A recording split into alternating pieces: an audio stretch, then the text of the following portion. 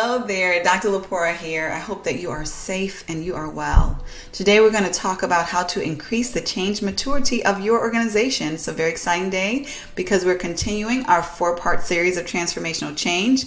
This is still obviously a very monumental time for the entire world. The entire world is going through a major transformation.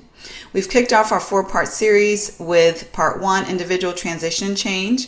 Part 2, we address the steps that are needed in order to develop an effective change leadership strategy.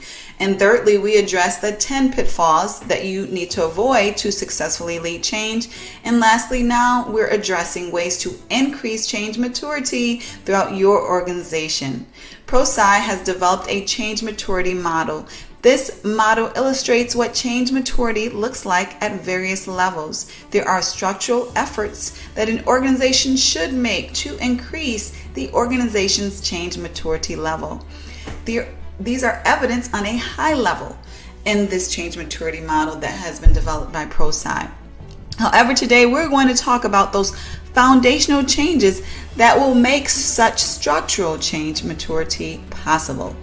So for one, if your organization wants to increase its change maturity, you should first focus on building a culture of continuous learning. Now, how do you do that? You ensure that learning is valued at every level of your organization. There's a recognition, if not reward, placed on individuals' learning. Individuals are encouraged, if not required, to learn best practices for their respective roles and areas of work. The standard that the American Society of Training and Development has set is 40 hours on average per year of learning per employee and team member. They would suggest that organizations with a continuous learning approach often train their employees, their team members, at least 40 hours per year. So beyond tactical ways to measure continuous learning is also recognized by a culture of openness and flexibility. In an organization dedicated to continuous learning, you will not hear, well, that's how we've always done it, so that's how we're going to do it. Or if it's not broke, there's no need to fix it. What you will hear is an eagerness to learn more. You will see an acceptance that things can always be better. You will see a habit of curiosity and even humility.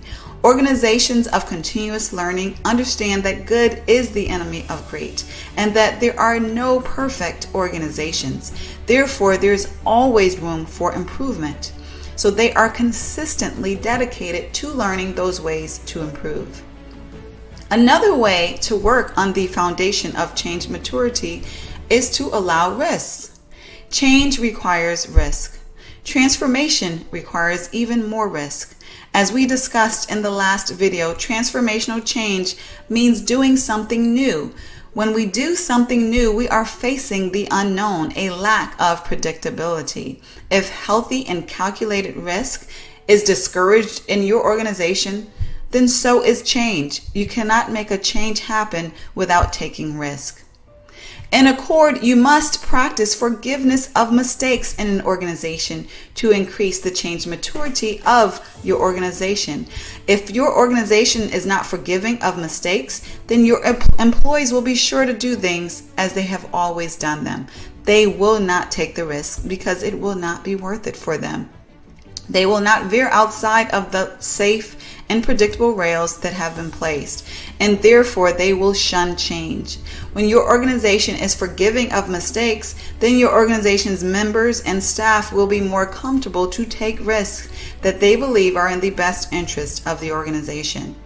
And lastly, the next way to increase change maturity is to educate your organization regarding how transformational change efforts should be managed and led effectively.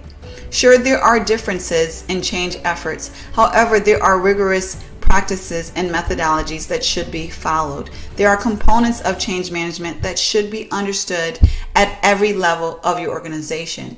What your individual contributor needs to know may be different on a level from what your change agent needs to know, which is different from what your CEO needs to know. However, there is change education that is needed on every level. If you know a colleague or a friend with whom may benefit from this information, please don't hesitate to share through email or social media. To learn more about how to bring a change certification training program to your organization, feel free to click the link and reach out. Or to simply schedule the appropriate level change class for your organization, you can click the respective link. And also, don't hesitate to reach out if you would like an exploratory session with me regarding coaching for leadership or specifically making transformational change happen at your organization. I hope you well, wish you well on your transformational journey, and have a wonderful day.